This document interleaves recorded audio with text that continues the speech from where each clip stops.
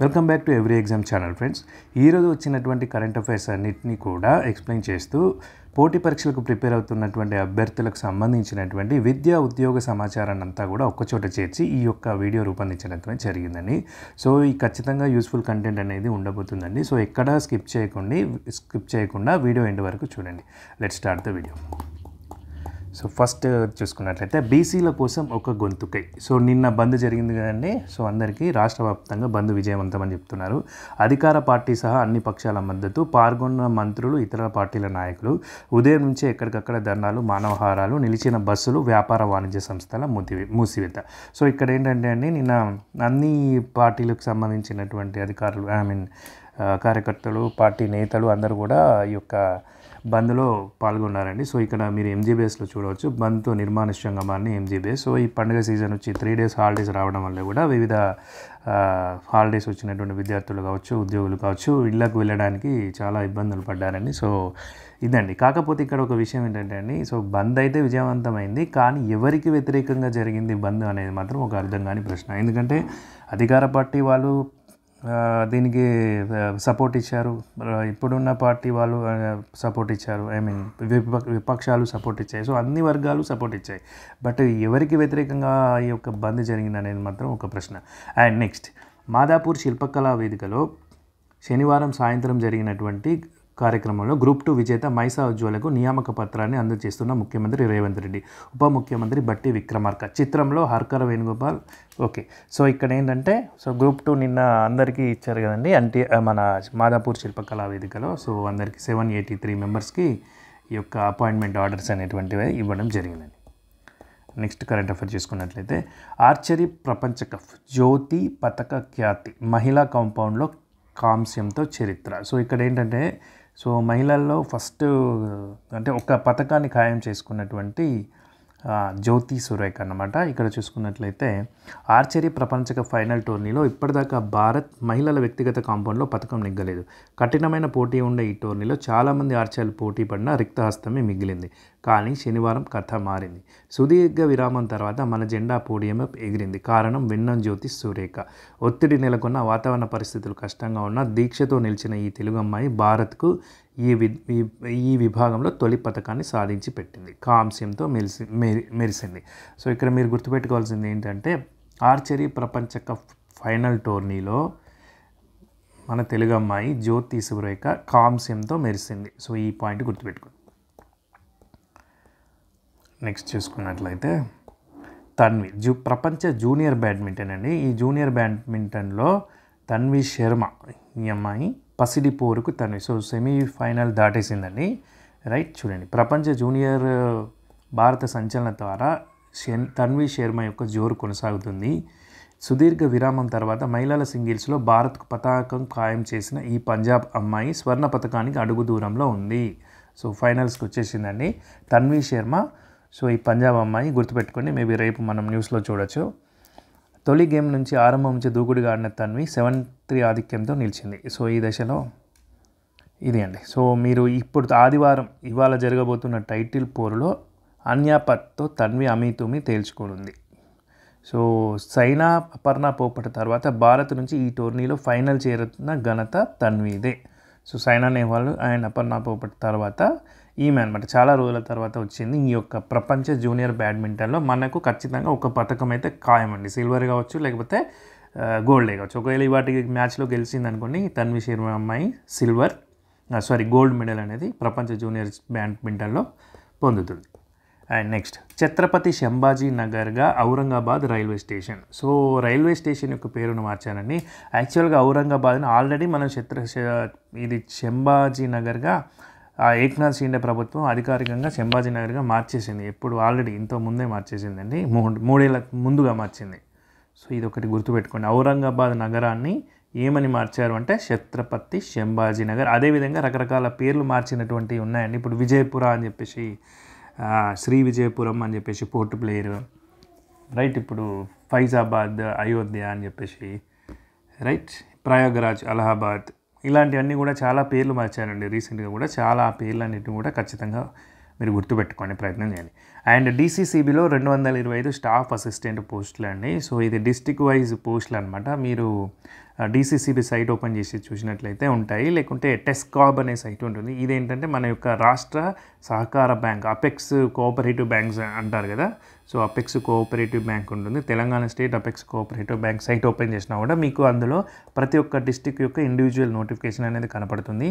So ఈ district wise మనం చూసుకున్నట్లయితే ఖమ్మం డీసీసీబీలో 99, డిస్టిక్ కోఆపరేటివ్ సెంట్రల్ బ్యాంక్ అంటారు డీసీసీబీ అంటే. సో ఖమ్మం దాంట్లో 99 స్టాఫ్ అసిస్టెంట్ పోస్టులు, ఇవి టోటల్గా 225 ఉన్నాయి. కరీంనగర్లో 43, హైదరాబాద్ డిస్టిక్లో 32, మహబూబ్ నగర్లో 9 అండ్ మెదక్ అండ్ వరంగల్లో రెండిట్లో కూడా 21 చొప్పున ఈ పోస్టులు అనేటువంటి భర్తీ చేస్తారు. సో మినిమం డిగ్రీ అర్హత ఉన్న వాళ్ళు 19 నుంచి ఈ యొక్క అంటే ఇవాటి నుంచి అంతేగాని సో ఈ యొక్క 6వ తేదీ వరకు, వచ్చే నెల 6వ తేదీ నవంబర్ 6th వరకు కూడా మీరు ఆయా డీసీసీబీ వెబ్సైట్లలో ఆన్లైన్ అప్లికేషన్ ద్వారా అప్లై చేసుకోవచ్చు అండి. ఐబీపీఎస్ అనేటువంటిది మీకు ఎగ్జామ్ అనేది కండక్ట్ చేస్తుంది అండ్ ఇంటర్వ్యూస్ ఉండవు అనమాట. జాబిల్లిపై సూర్యుడి ప్రభావం ఇలా. సో ఇక్కడ చంద్రయాన్-2 ఆర్బిటర్ ఉంది, కానీ తొలిసారిగా గుర్తించినటువంటి చంద్రయాన్-2 ఆర్బిటర్. జాబిల్లి కక్షలో పరిభ్రమిస్తున్న చంద్రయాన్-2 వ్యోమనౌక ఓ అద్భుత పరిశీలన సాగించింది. సూర్యుడి నుంచి వెలువడే ప్రచండ జ్వాలల కరోనల్ మాస్ ఎజెక్షన్ సిఎంఈ వల్ల చంద్రుడిపై పడే ప్రభావాన్ని తొలిసారిగా నమోదు చేసింది. చందమామ చుట్టూ ఉన్న పల్చటి వాతావరణం ఎగ్జోస్పియర్, దాని ఉపరితలంపై అంతరిక్ష వాతావరణం చూపే ప్రభావాన్ని అర్థం చేసుకోవడానికి ఇది దోహదపడుతుందని చెప్పేసి మన భారత అంతరిక్ష పరిశోధన సంస్థ ఇస్రో శనివారం ఒక ప్రకటనలో తెలిపింది. ఇదే ఇస్రో 2019 జూలై 22న ప్రయోగించినటువంటి చంద్రయాన్-2లో ఆర్బిటర్ అదే ఏడాది ఆగస్టు 20న విజయవంతంగా చంద్రుడి కక్షలోకి ప్రవేశించింది. అందులో భాగంగా ఉన్న ల్యాండర్ చందమామ ఉపరితలంపై కూలిపోయిన ఆర్బిటర్ మాత్రం సేవలు అందిస్తూనే ఉంది. అందులోని పరికరమే ఇప్పుడు ఈ యొక్క ఆర్బిటరే మనకు ఇప్పుడు ఈ యొక్క ప్రభావాన్ని చంద్రుడిపై కరోనల్ మాస్ ఎజెక్షన్ ఉంది కదా, దీని యొక్క ప్రభావాన్ని మనకు నమోదు చేయడం అనేది జరిగిందనమాట. అయితే ఈ చంద్రయాన్-2లో ల్యాండర్ అనేటువంటిది కూలిపోయింది కదండి, బట్ దాని తర్వాత మనకు చంద్రయాన్-3ని మన ఇస్రో వాళ్ళు ప్రయోగించారు. సో చంద్రయాన్-3 అనేటువంటిది సక్సెస్ఫుల్గా ల్యాండర్ని దించడం జరిగింది, ల్యాండ్ చేయడం జరిగింది. అదేవిధంగా రోవర్ కూడా తన యొక్క పరిశోధన స్టార్ట్ చేయడం జరిగిందండి. సో ఆ యొక్క చంద్రయాన్-2లో కానీ చంద్రయాన్-3లో కానీ ఆ యొక్క ల్యాండర్ పేరు వచ్చేసి విక్రమ్ అండి. ల్యాండర్ పేరు వచ్చేసి విక్రమ్, రోవర్ పేరు వచ్చేసి ప్రజ్ఞాన్. రోవర్ అంటే కింద రోలింగ్ ఉంటుంది కదా, సో అదే మనకు శాంపుల్స్ అవన్నీ తీసేటువంటి దాన్ని రోవరు, దాని పేరు ప్రజ్ఞాన్. అండ్ అదేవిధంగా చంద్రయాన్-3 యొక్క ల్యాండింగ్ పాయింట్ ఏదైతే సౌత్ పోల్ పైన చంద్రుని యొక్క దక్షిణ ధ్రువం పైన పడిన ప్లేస్ ఏదైతే ఉందో దానికి ఒక పాయింట్ పేరు పెట్టారండి, Shivshakti point. So very very important అండి, ఈ 3 పాయింట్లు కూడా వెరీ వెరీ ఇంపార్టెంట్. దీనికి రిలేటెడ్గా ఇంకొక పాయింట్ ఏంటంటే ఇప్పుడు 2023 జూలై 14లో లాంచ్ చేసినటువంటి చంద్రయాన్-3 మనకు రోవర్ ఎప్పుడు సక్సెస్ఫుల్గా ల్యాండ్ అయిందంటే 23rd ఆగస్ట్ రోజు ల్యాండ్ అయిందండి. 23rd August. అండ్ దీనికి ప్రత్యేకత ఉందండి, అందుకే చెప్తున్నాను. 23rd ఆగస్టుని మనం నేషనల్ స్పేస్ డేగా జరుపుకుంటున్నామని ఎప్పటి నుంచి. సో 24లో అనౌన్స్ చేసినట్టున్నారు మోడీ గారు, లేకుంటే 23 అండ్ ఇది అయిపోయిన తర్వాత అనౌన్స్ చేయొచ్చు. సో బట్ మనం మాత్రం దీన్ని 23rd ఆగస్టుని మనం నేషనల్ స్పేస్ డేగా జరుపుకుంటున్నామని. సో చాలా పాయింట్స్ చెప్పానండి ఈ ఒక్క దీంట్లోనే, బట్ ఆ పాయింట్స్ అన్నీ కూడా వెరీ వెరీ ఇంపార్టెంట్. మీరు వీలైతే ఒక నోట్స్ రాసుకొని వాటిని ఖచ్చితంగా ప్రిపేర్ అవ్వండి.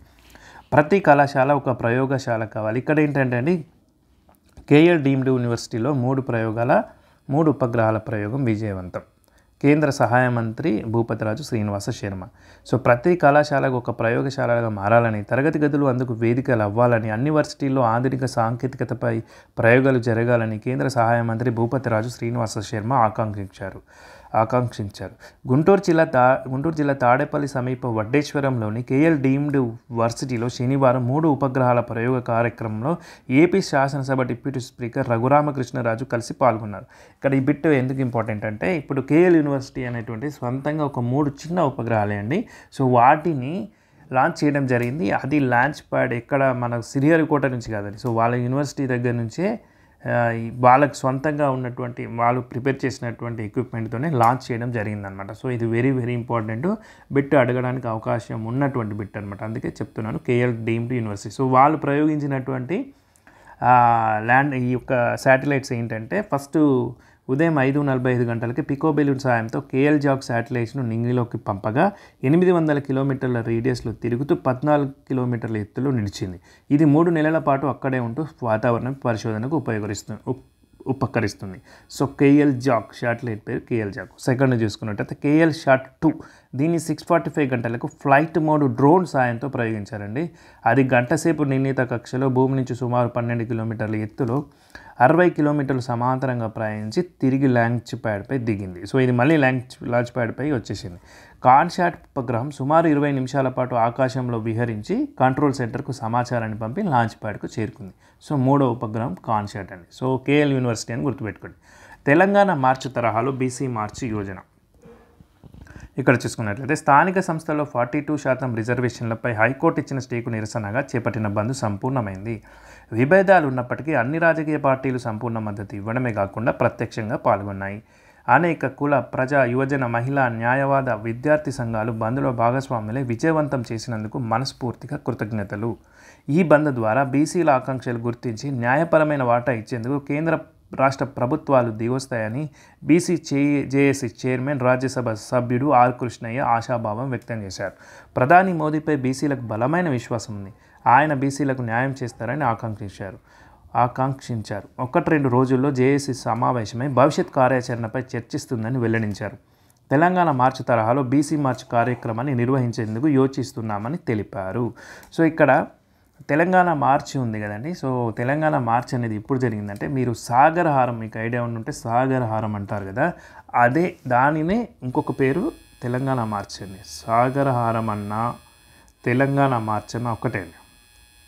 ఇది ఎప్పుడు జరిగింది అంటే, date is very very important. అంటే మీకు రాబోయే గ్రూప్ 2 గ్రూప్ 3 ఎగ్జామ్లలో ఈ యొక్క ఈవెంట్స్ ఉంటాయి కదా, సాగరహారం కానీ, వంట వార్పు అని కానీ, సకల జనుల సమ్మె అని కానీ, సడక్ బంద్ కానీ, ఇవన్నీ ఇచ్చేసి రైట్ సైడ్లో డేట్స్ ఇస్తారండి. మీకు ABCD డేట్స్ ఇచ్చేస్తాడు. డేట్స్ ఇచ్చేసి మ్యాచ్ చేయమంటాడు.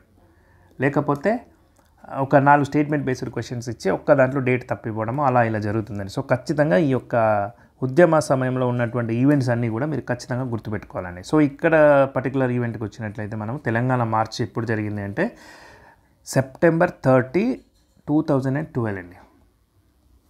రైట్, తెలంగాణ మార్చి సాగరహారం అంటారు దీన్ని. 30th సెప్టెంబర్ 2012 ఇది గుర్తుపెట్టుకోండి. రైట్, సాగరహారం. అండ్ ఇంకొకటి మిలియన్ మార్చ్ అని కూడా. సో మార్చ్ వచ్చింది కాబట్టి దానికి రిలవెంట్గా ఉన్న ఒక్క టర్మ్ చెప్తున్నానండి. మిలియన్ మార్చ్ కూడా జరిగిందండి. వీళ్ళంతా కూడా నెక్లెస్ రోడ్లో మన ట్యాంక్ బండ్ చుట్టూ తల వచ్చి చేయడం జరిగింది. ఇది ఎప్పుడంటే తెలంగాణ మార్చ్ కంటే ముందండి, సాగరహారం కంటే ముందు 10th March 2011. So very very important అండి. ఈ 2 పాయింట్స్ గుర్తుపెట్టుకోండి. తెలంగాణ మార్చ్ వచ్చేసి ఎప్పుడు జరిగిందంటే సాగరహారం అంటారు దాన్ని. 30th సెప్టెంబర్ 2012 జరిగింది. అండ్ మిలియన్ మార్చ్ ఎప్పుడు జరిగిందంటే 11th March 2011. And next current affair చూసుకున్నట్లయితే 54 వస్తువుల ధరలను తగ్గింపును పర్యవేక్షిస్తున్నాం. పండగ సీజన్లో కొనుగోలు భారీగా పెరిగాయి. జీఎస్టీ సంస్కరణలు ప్రధాన కారణం.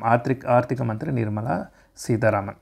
సో ఏమంటున్నారంటే, ఈ యొక్క 54 వస్తువుల ధరలు తగ్గించారు కదా, సో అవి ఎలా, దాని యొక్క కన్సిక్వెన్సెస్ ఎలా ఉన్నాయని చెప్పేసి మేము సూపర్వైజ్ చేస్తున్నామని చెప్పి కూడా మన ఆర్థిక శాఖ మంత్రి గారు నిర్మలా సీతారామన్ గారు చెప్పడం అయితే జరుగుతుంది. అండ్ ఈ యొక్క జీఎస్టీ తగ్గించిన దానికి సంబంధించి 3169 ఫిర్యాదులు వచ్చాయని చెప్తున్నారని. సో సెప్టెంబర్ 20 నుంచి తగ్గాయి కదా. మీకు ఈవెన్ ఇన్సూరెన్స్ పాలసీలు కనుక తీసుకున్నట్లయితే ఎల్ఐసి కానీ హెల్త్ ఇన్సూరెన్స్ పాలసీలు అన్నింటిలో కూడా మీకు 0% జీఎస్టీ అనేది అప్లికేబుల్ అయిందండి. ఎప్పటి నుంచి? సెప్టెంబర్ 22 నుంచి. సో చాలా వరకు ఇప్పుడు 2 స్లాబ్లు అయిపోయినాయి కాబట్టి, అయినప్పటికీ కూడా కొంతమంది ఇప్పటికీ కూడా ఐజీఎస్టీ పాత జీఎస్టీలు తీసుకుంటున్నారు అని చెప్పేసి కూడా కొన్ని కంప్లైంట్స్ అయితే రావడం అయితే జరిగిందండి. సో వాటికి సంబంధించి 3169 కంప్లైంట్లు వచ్చినాయని చెప్తున్నారండి. సో అదొకటి గుర్తుపెట్టుకోండి. సో ఈ యొక్క జీఎస్టీ సంస్కరణ వల్ల ఆర్థిక వృద్ధికి బలోపేతం జరిగిందని చెప్పేసి మేడం గారు చెప్తున్నారండి.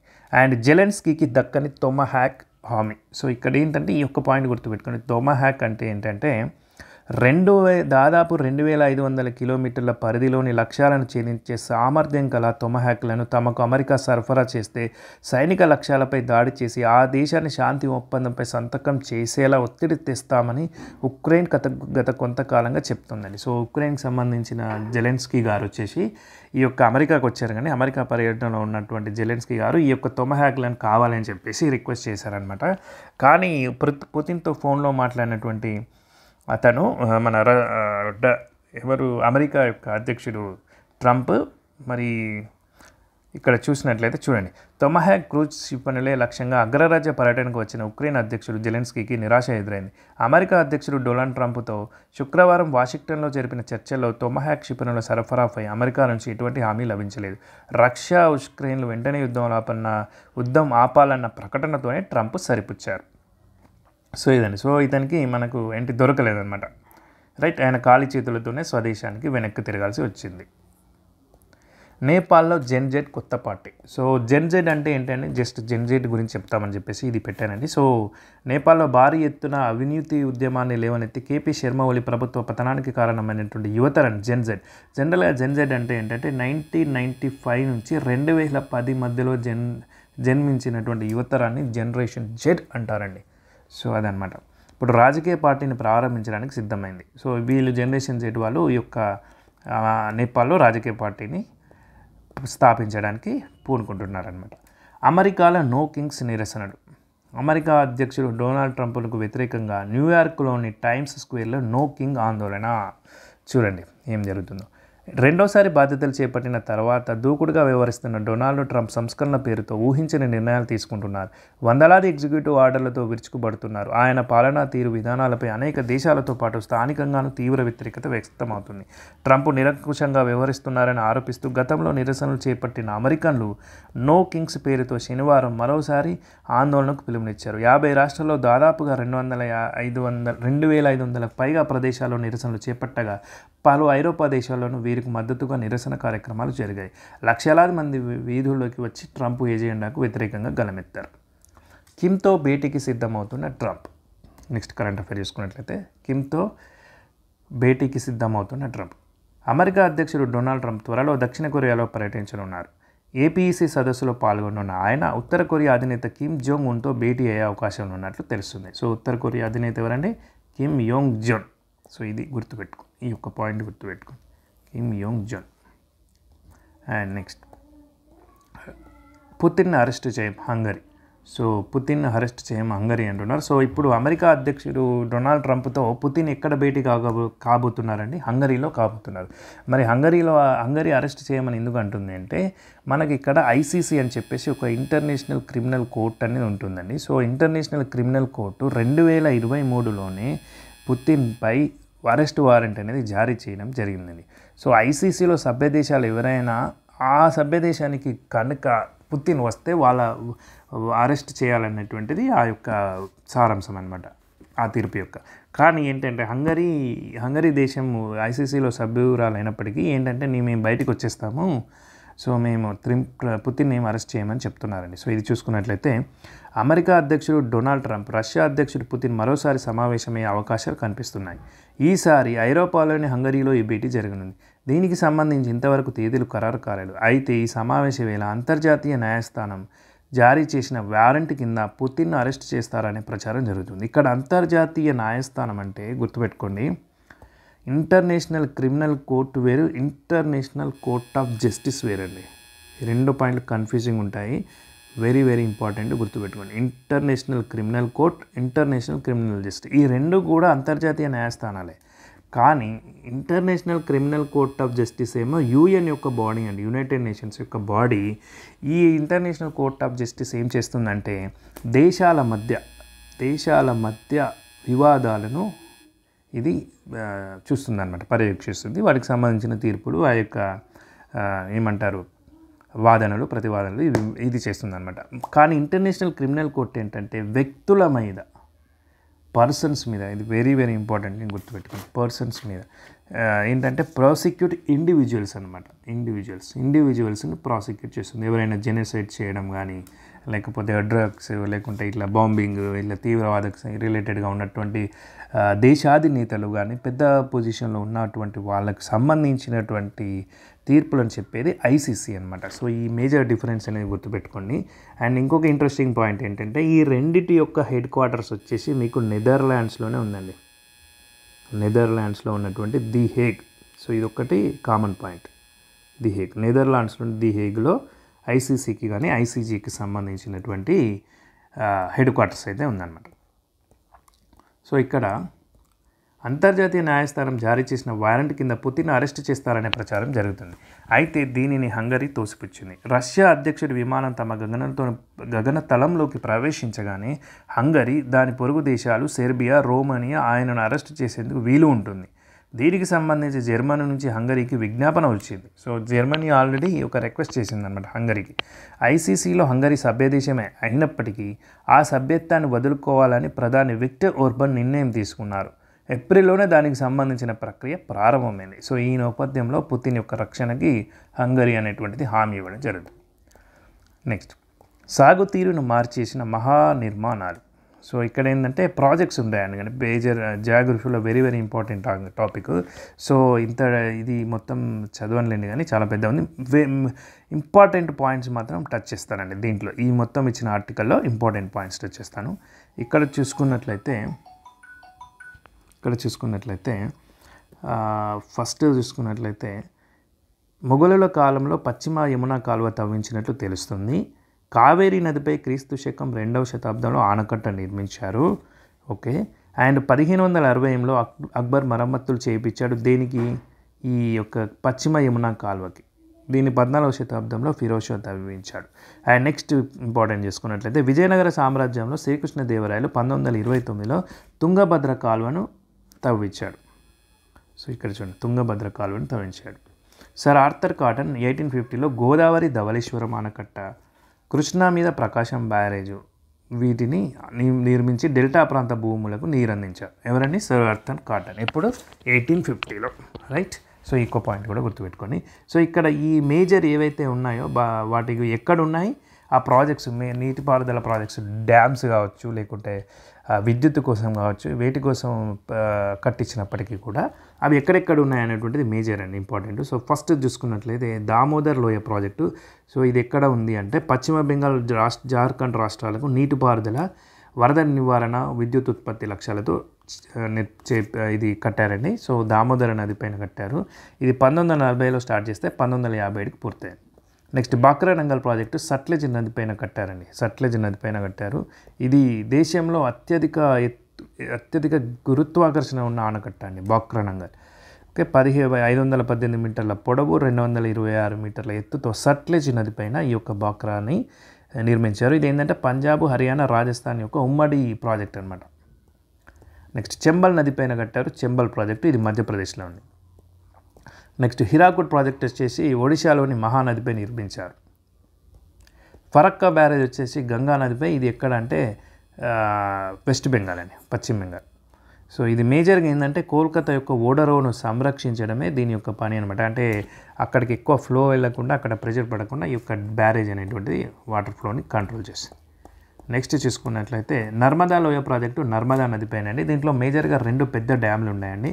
ప్రపంచంలోనే రెండవ అతిపెద్ద కాంక్రీట్ డ్యామ్ వచ్చేసి ఈ యొక్క సర్దార్ సరోవర్ డ్యామ్. సో నర్మదా నదిపై ఉన్నటువంటి సర్దార్ సరోవర్ డ్యామ్ ఒకటి.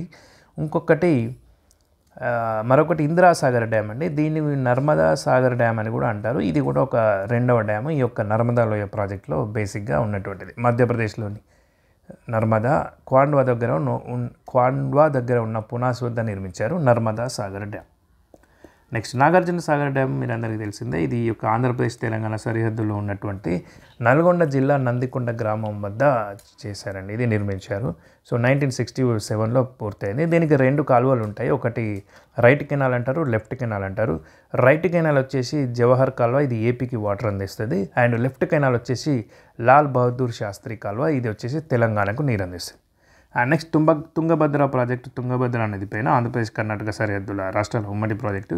అండ్ శ్రీరామ్ సాగర్ ప్రాజెక్టు మీకు తెలిసిందే అందరూ, ఎస్ఆర్ఎస్పి అంటారు. ఇది మొట్టమొదటి ప్రాజెక్ట్ అనుకుంటా, అంతేనా? ఇక గోదావరి నదిపై తెలంగాణలో నిర్మించిన మొదటి ప్రాజెక్ట్ అండి ఇది. దీన్ని పోచంపాడు ప్రాజెక్ట్ అని కూడా అంటారు. పోచంపాడు ప్రాజెక్ట్ 1963లో ప్రారంభించారు. దీని మీద Kakatiya canal, Lakshmi canal, Saraswati canal ఇవన్నీ కూడా ఉంటాయి. అండ్ శ్రీశైలం ప్రాజెక్ట్ మీరు అందరికీ తెలిసిందే. దీనికి యొక్క మరొక పేరు నీలం సంజీవరెడ్డి ప్రాజెక్ట్. ఇది గుర్తుపెట్టుకోండి, వెరీ వెరీ ఇంపార్టెంట్. నీలం సంజీవరెడ్డి ప్రాజెక్ట్ ఇది ఏ నదిపై నిర్మించారు అంటే కృష్ణా నదిపై నిర్మించారు. సో దీంట్లో 2 జల విద్యుత్ కేంద్రాలు ఉన్నాయి. సో మేజర్ పాయింట్స్ అన్ని కూడా కవర్ చేశాను.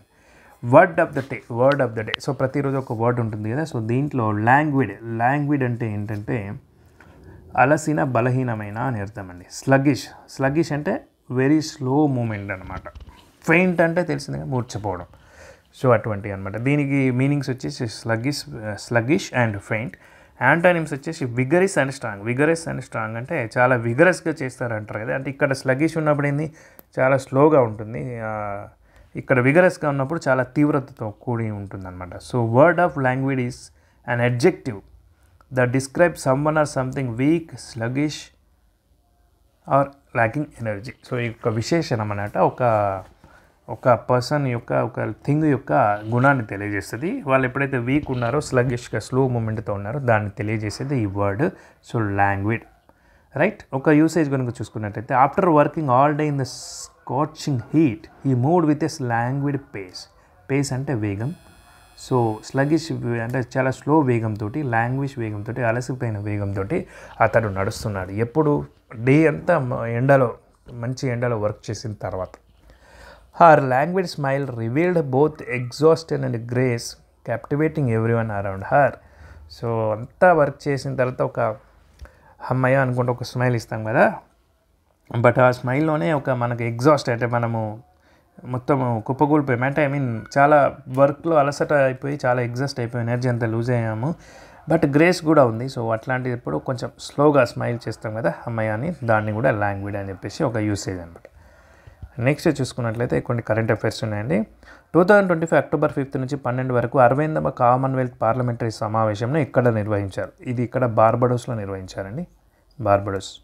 నెక్స్ట్ సర్దార్ వల్లభాయ్ పటేల్ బిర్సా ముండా 150వ జయంతి ఉత్సవాలు. మాజీ ప్రధాని అటల్ బిహారీ వాజ్పేయి శత జయంతి ఉత్సవాలను పురస్కరించుకొని భారత ప్రభుత్వం ఎన్ని ఉన్నత స్థాయి కమిటీలను ఏర్పాటు చేసింది? 3 ఉన్నత స్థాయి కమిటీలు. ఎందుకంటే వల్లభాయ్ పటేల్కి సంబంధించి, బిర్సా ముండాకి సంబంధించి, అదేవిధంగా అటల్ బిహారీ వాజ్పేయికి సంబంధించి, కాబట్టి 3 కమిటీలు. టోల్ ప్లాజా ఉద్యోగుల పిల్లల విద్యా ఆకాంక్షలకు మద్దతు ఇవ్వడానికి భారత జాతీయ రహదారుల ప్రాధికార సంస్థ NHA అంటారు కదా, అది ఇటీవల ప్రారంభించినటువంటి ప్రాజెక్ట్ పేరేంటి అంటే ప్రాజెక్ట్ ఆరోహణ్. నెక్స్ట్ 2025 నుంచి ఏటా ఏ రోజున ఆయుర్వేద దినోత్సవాన్ని జరపాలని భారత ప్రభుత్వం నిర్ణయించింది. సో సెప్టెంబర్ 23 నుంచి ఈ యొక్క దీన్ని జరపాలని నిర్ణయించారండి, ఆయుర్వేద దినోత్సవాన్ని.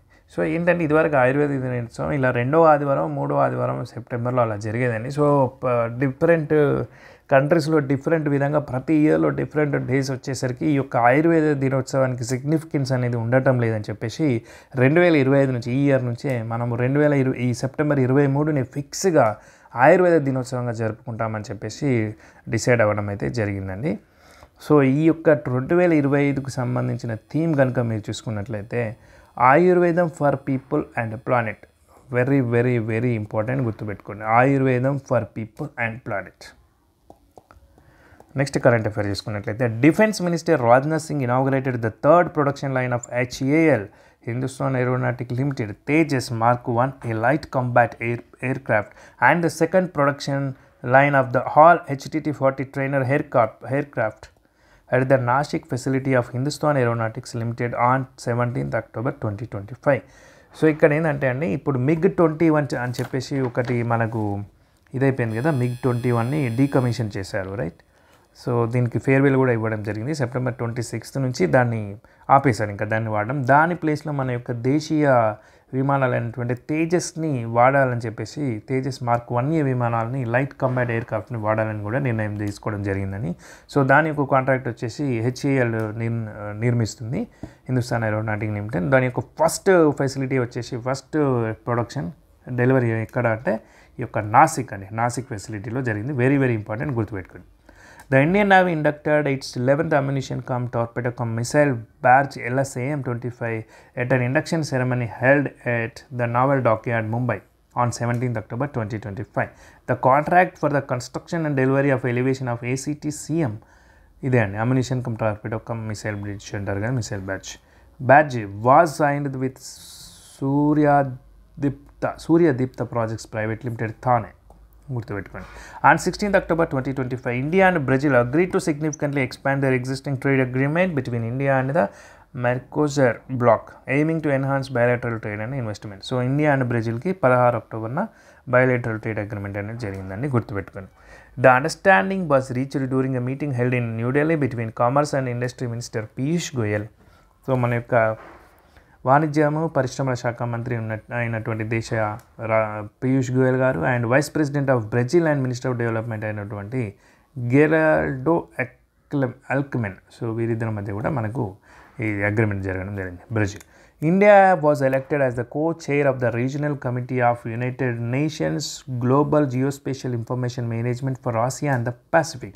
India was represented in the election by Hitesh Kumar. So ఇది ఒకటి గుర్తుపెట్టుకోండి, యుఎన్ బాడీకి సెలెక్ట్ అయింది కాబట్టి. అండ్ ఒక మోటివేషనల్ జస్ట్ ఒక చిన్న ఆర్టికల్ అని, ఇప్పుడు మొన్న గ్రూప్ 2 ఉద్యోగాలకు ఎన్నికైన అభ్యర్థులు ఉన్నారు కదా, సో వాళ్ళు ఒక 2 అభ్యర్థులు ఆల్రెడీ జాబ్ చేస్తూ ఈ యొక్క ఉద్యోగాలకు ప్రిపేర్ అయ్యి వాళ్ళు జాబ్ కొట్టడం అయితే జరిగిందండి. సో మీకు మోటివేటింగ్గా ఉంటుందని చెప్పేసి ఒక చిన్న ఆర్టికల్ ఫటాఫట్ చెప్పేస్తాను చూడండి. ప్రభుత్వ ఉద్యోగాలకు ఎంత పోటీ ఉంటుందో తెలిసిందే. అభ్యర్థులు ఏళ్ళకేళ్ళకు సన్నద్ధం అవుతారు. మిరియాల అక్షర జ్యోత్స్నాలు మాత్రం ఏకంగా 4 సర్కారు కొలువుని సాధించారు. ఓ పక్క ఉద్యోగం చేస్తూనే పోటీ పరీక్షలకు సన్నద్ధమై విజేతలుగా నిలిచారు. ఆ కృషిని వసుంధరతో పంచుకున్నారు. సో ఇది ఈనాడు పేపర్లో వచ్చిందని. కోరుకున్న లక్ష్యాన్ని చేరుకోవాలంటే కొన్ని త్యాగాలు చేయాలి. చదువుకి ఆటంకం కాకూడదని నేను కుటుంబ వేడుకలకు పెద్దగా హాజరయ్యేదాన్ని కాదు. ఫోన్లు, ఇంటర్నెట్, సినిమాలకు దూరంగా ఉండేదాన్ని. మాది డిచ్పల్లి మండలం రామడుగు. అమ్మ ప్రతిభ ప్రభుత్వ ఉపాధ్యాయురాలు, నాన్న శ్రీమన్నారాయణ విశ్రాంత ఇంజనీర్. వారెప్పుడూ చదువుకుంటూనే భవిష్యత్తు అని నా వెన్ను తట్టి నడిపించారు. చదువుపై ఇష్టాన్ని పెంచారు. 1 నుంచి 10 వరకు నిజామాబాద్లో, ఇంటర్ హైదరాబాద్లో, ఇంజనీరింగ్ కర్ణాటకలో పూర్తి చేశారు. 2022లో ఎస్ఎస్సి CGL పరీక్ష రాయగా కస్టమ్స్ సెంట్రల్ ఎక్సైజ్ డిపార్ట్మెంట్లో CGST ఇన్స్పెక్టర్గా ఉద్యోగం వచ్చింది. బెంగళూరులో విధిలో చేరాను. ఇదే ఉద్యోగం హైదరాబాద్లో రావాలని 4 సార్లు పరీక్ష రాయగా 2024లో ఆల్ ఇండియా 651 ర్యాంక్ సాధించాను. సో అలాగని అక్కడితో ఆగిపోవాలనుకోలేదు. ఆపై విధులు నిర్వర్తిస్తూనే హైదరాబాద్కి వచ్చేసింది అమ్మాయి. నిర్వర్తిస్తూనే గ్రూప్ 1 కొలువు కోసం మళ్ళీ సన్నద్ధం అవడం ఆరంభించా. ప్రిలిమ్స్ పాస్ అయ్యాక 3 నెలలు ఉద్యానికి సెలవు పెట్టి మెయిన్స్కి సిద్ధమయ్యా. ఇదంతా కష్టమే కానీ ఇష్టంగా చదివా. కోచింగ్ వెళ్లకుండానే స్నేహితులు సాయిప్రియ, నిఖిల్తో కలిసి గ్రూప్ స్టడీస్ చేశా. సొంతంగా నోట్స్ తయారు చేసుకున్నాం. ముగ్గురము ఉద్యోగాలు అందుకున్నాం. చూసారండి, 3కి ఉద్యోగాలు వచ్చాయి. సో ఇక్కడ ఏంటంటే ఇండివిజువల్గా చదవడం కంటే గ్రూప్ స్టడీ వల్ల చాలా ఉపయోగం ఉంటుందండి. ఏంటంటే మనం ఒక యాంగిల్లో చదువుతాం, అవతల వాళ్ళు ఒక యాంగిల్లో చదువుతారు, మనం ఒక పర్స్పెక్టివ్లో ఉంటాం, అవతల వాళ్ళ కంటెక్స్ట్ డిఫరెంట్గా ఉంటుంది. సో అలాంటప్పుడు ఏమవుతుందంటే మనం షేర్ చేసుకోవడం వల్ల ఈవెన్ మనం రాంగ్గా అర్థం చేసుకున్న కాన్సెప్ట్ కూడా మళ్ళీ తిరిగి మనం కరెక్షన్ చేసుకోవడానికి అవకాశం ఉంటుందండి గ్రూప్ స్టడీస్ వల్ల. సో నేను 37వ ర్యాంకుతో కమర్షియల్ ట్యాక్స్ ఆఫీసర్గా, సో రెవెన్యూ డిపార్ట్మెంట్లోని కమర్షియల్ ట్యాక్స్ ఆఫీసర్ ఉంటుంది కదండి, సో CTO అంటారు కదా, సో అది ఆమె సెలెక్ట్ చేసుకోవడం జరిగిందండి. సో ఇంకొక అమ్మాయి ఇది కూడా చూద్దామండి. ఈవిడ పేరు జ్యోత్స్న. సరైన ప్రణాళిక లేకుండా ఎన్ని గంటలు చదివినా వృధా ప్రయాసే. జీవితమైనా అంతే. మాది హైదరాబాద్. నాన్న ఉమేష్ ప్రైవేట్ ఉద్యోగి, అమ్మ స్వరణి గృహిణి. వారికి 3 పిల్లలం. మధ్యతరగతి కుటుంబమైనా మా చదువులకు వాళ్ళు ఎలాంటి లోటు రానివ్వలేదు. ఎలాగైనా ప్రభుత్వ ఉద్యోగం సాధించి అమ్మానాల్ని బాగా చూసుకోవాలని చిన్నప్పుడే నిర్ణయించుకున్నా. అందుకు తగ్గట్టే చదువులో ప్రతిభ కనపరుస్తూ వచ్చా. 10లో మంచి మార్కులు వచ్చాయి. ఇంటర్లో స్టేట్ ర్యాంక్, డిగ్రీ BA ఎకనామిక్స్లో బంగారు పథకం సాధించా. ఆపై MA పొలిటికల్ సైన్స్ చేస్తూ పోటీ పరీక్షలకు సన్నద్ధం అవడం ఆరంభించా. ఈ క్రమంలోనే 5 నెలల పాటు కోచింగ్ తీసుకున్నా. అక్కడ నేర్చుకున్న ప్రాథమిక అంశాలతో తర్వాత ఇంట్లో ప్రిపేర్ అయ్యా. ఈలోగా కోర్టులో జూనియర్ అసిస్టెంట్గా ఉద్యోగం సాధించా. అక్కడ విధులు నిర్వహిస్తూనే గ్రూప్స్కి చదివా. ఒకదాని వెంట ఒకటి వరుసగా గ్రూప్ 2, 3, 4 ఉద్యోగాలు అందుకున్నా. వీటిలో గ్రూప్ 2 విభాగంలో assistant commercial, so ACTO. So ఈమె CTO, గ్రూప్ 1 క్యాడర్ కాబట్టి CTO, గ్రూప్ 2 క్యాడర్ కాబట్టి ACTO, assistant commercial tax officer కొలువుని ఎంచుకున్నా. ఓ పక్కన విధులకు వెళ్తూ పోటీ పరీక్షలకు ప్రిపేర్ అవ్వడం అంత సులువైన పనేం కాదు. కానీ ఈ సమయంలో కుటుంబ సభ్యుల మద్దతు ఎంతో అవసరం. చూసారండి, సో జాబ్ చేస్తూ కూడా వీళ్ళు ఉద్యోగాలు కొట్టడం జరిగిందండి. సో మనం ప్రిపేర్ అవుతున్నటువంటి వాళ్ళు చాలా టైం ఉంటుందండి. మీరు ఇంటరాక్షన్ డిస్ట్రాక్ట్ అవ్వద్దండి. మెయిన్గా సోషల్ మీడియా ఇవన్నీ కూడా డిస్ట్రాక్ట్ అవ్వకుండా కానీ ఇన్ఫర్మేషన్ అనేది చూడండి, ఇప్పుడు దీంట్లో ఈ ఒక్క వీడియోలో ఎంత ఇన్ఫర్మేషన్ గ్యాదర్ చేస్తామండి మనం. వెరీ వెరీ ఇంపార్టెంట్ పాయింట్స్ కూడా డిస్కస్ చేయడం జరిగింది. సో ఈ విధంగా చదువుకున్నట్లయితే మనకు ఖచ్చితంగా జాబ్ వచ్చే అవకాశం అయితే ఉంటుందండి. సో ఈ వీడియో కనుక మీకు నచ్చినట్లయితే ఒక లైక్ చేయండి. అదేవిధంగా ఈ వీడియో ఎవరికైతే యూజ్ ఉంటుందో వాళ్ళందరికీ షేర్ చేయండి. లైక్ చేశారా? అండ్ కొత్త జాబ్ నోటిఫికేషన్స్ కోసం వెయిట్ చేస్తున్న ప్రతి ఒక్కరూ ఈ యొక్క వీడియోని సబ్స్క్రైబ్ చేసుకుని ఛానల్ని అండ్ బెల్ ఐకాన్ క్లిక్ చేయండి. జాబ్ అప్డేట్స్ పొందండి. కరెంట్ అఫైర్స్, ఈ స్టడీ, విద్యా ఉద్యోగ సమాచారాన్ని కూడా పొందండి. Thank you friends.